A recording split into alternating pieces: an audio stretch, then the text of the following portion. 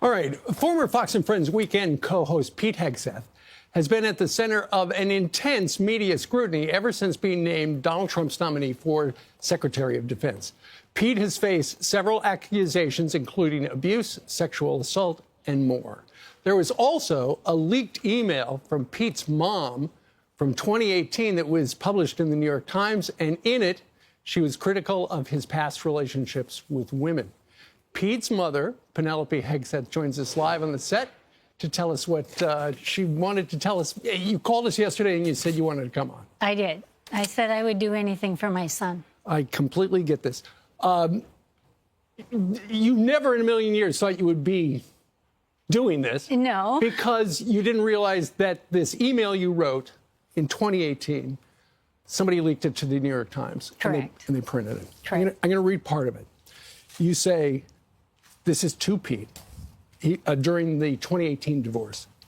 You say, I have no respect for any man that belittles, lies, cheats, and sleeps around. And you go on and say, you are that man and have been for years. And as your mother, it pains me and embarrasses me to say that, but it is a sad, sad truth. You say, we still love you, but we are broken by your behavior and your lack of character.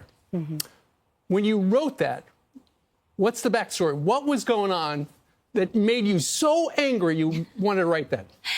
Well, I will tell that story in a moment, but let me make two statements first, and one is to President Trump. And I want to say thank you for your belief in my son. We all believe in him. We really believe that he is not that man he was 7 years ago. I'm not that mother. And I hope people will hear that story today and the truth of that story. So the other thing I want to say is I am here to tell the truth to the American people and tell the truth to the senators on the Hill, right, especially our female senators. I really hope that you will not listen to the media and that you will listen to Pete. Well, and you're here to tell us, because you are in the news now.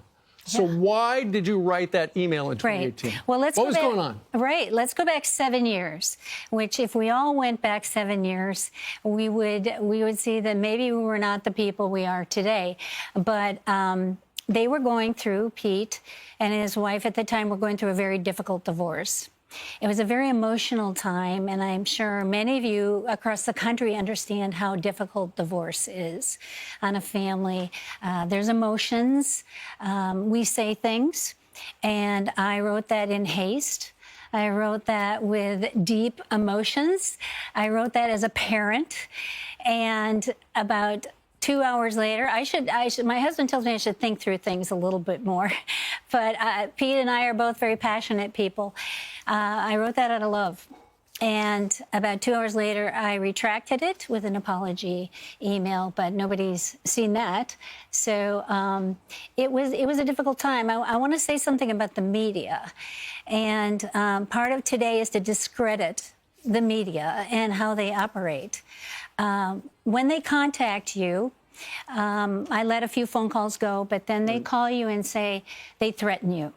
That's the first thing they do. Right. They say, unless you make a statement, we will publish it as is.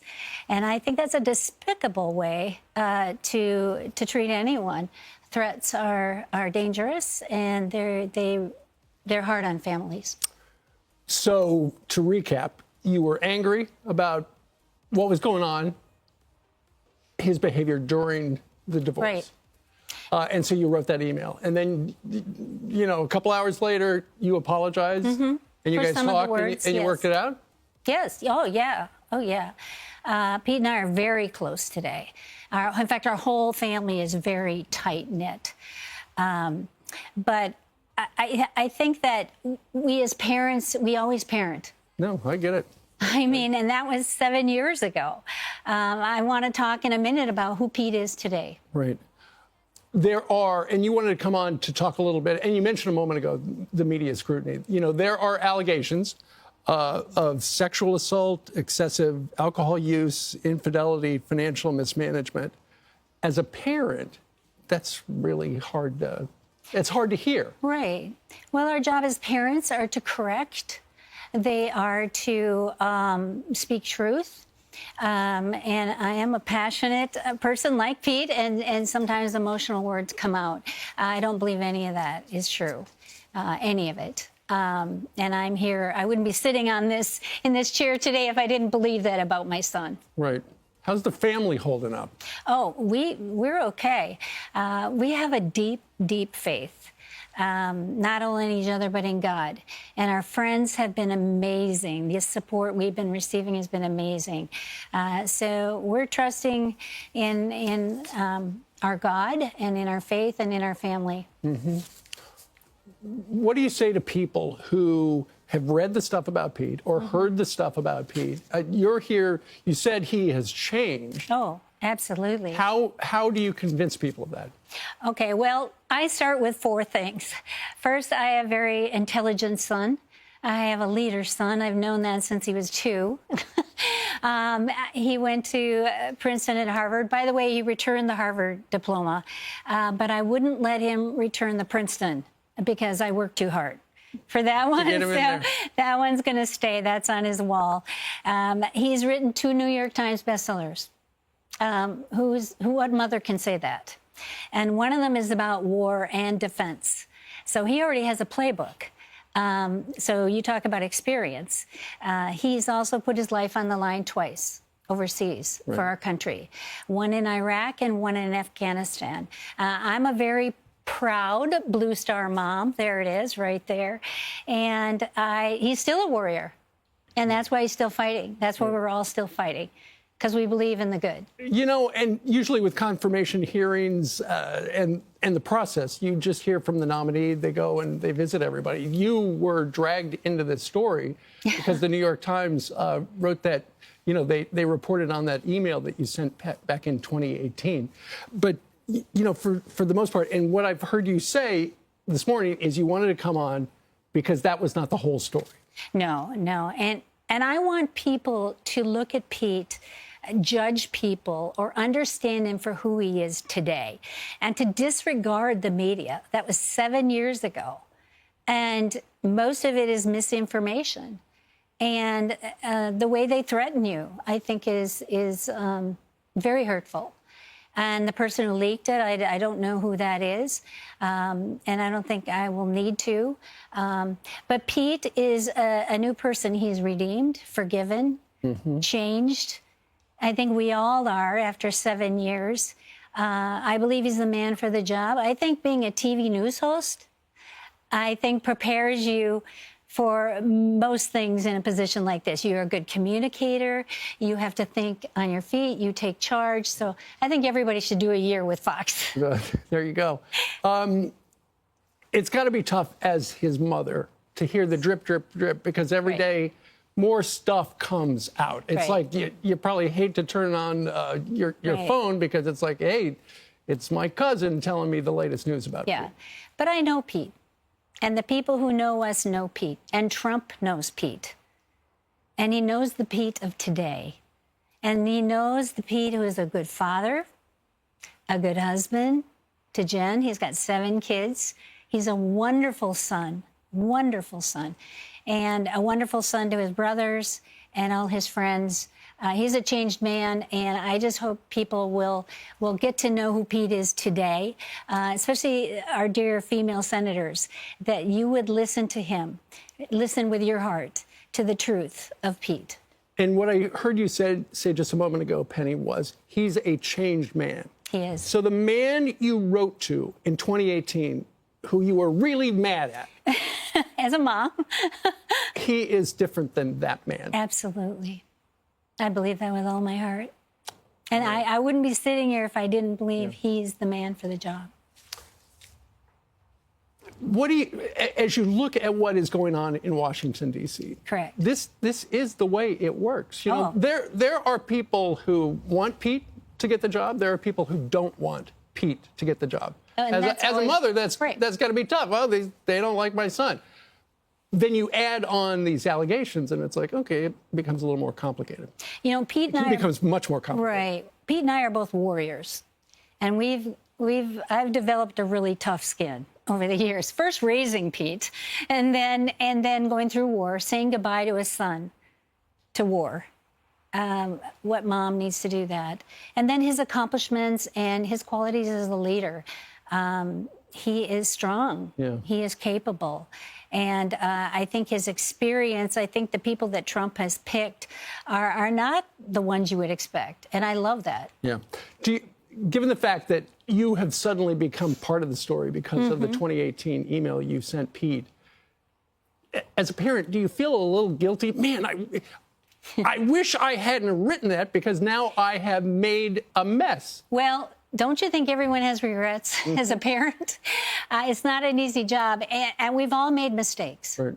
We've all. And I would challenge anyone who thinks they're qualified to throw the first stone. Does it upset you that it has brought so much scrutiny to your family? Well, that's hard. I mean, yes, that is hard. Because there are people looking, throughout his entire history and whatever that means. Yeah, but we've been through a lot as a family. And our faith has assured us that greater is he that is in us than he that is in the world. And no matter what the results, we know that God is for us. Our friends are for us. Thank you, friends. You know who you are out there, Fox and Friends too, but our dear friends who've been supporting us through prayer. Right. And you did mention Donald Trump. You thanked him in the beginning when you made your comments. Has Pete heard from Mr. Trump? Oh, yeah. They talk often. And what's going on between the two well, of them? the that other you can night I talk heard about? that everything was good. So I'm not in that world directly, but I think Trump is a good man, and I think he's picked some good nominees, Right. and I think the senators need to listen. Do you worry, Penny, though, that Donald Trump's trying to hit the ground running? Of course. In less than 50 days, and the Pete Hegseth stuff has become a distraction? To a degree, but I think it can be overcome. I think people need to listen to him, get to know him, not the Pete from 7 years ago, but the Pete of today. Right. During the confirmation hearings coming up, if Pete continues with this nomination process, you might be called. Would you testify in front of Congress? I don't have an answer to that right now, Steve. I hadn't thought about that. What about the other people involved in the other allegations? They too will probably be called to tell their story because you wanted to come on to tell your side of the story, yes. which you have.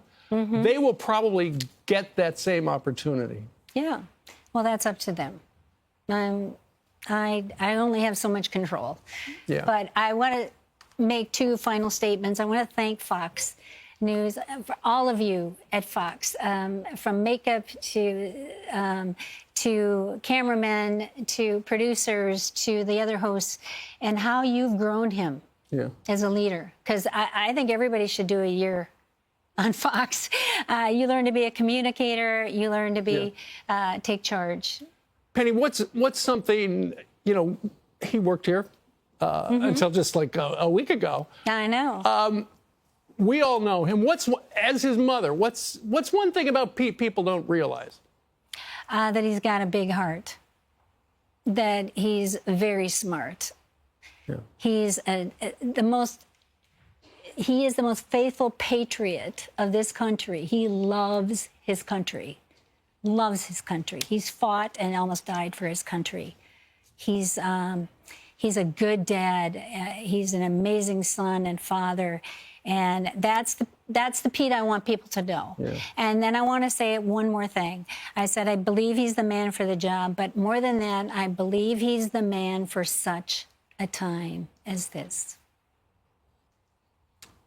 At this time, you're on TV explaining your son and his character. Yes. Because somebody gave the New York Times that They email. Did. How many people got your email? Was it just to Pete?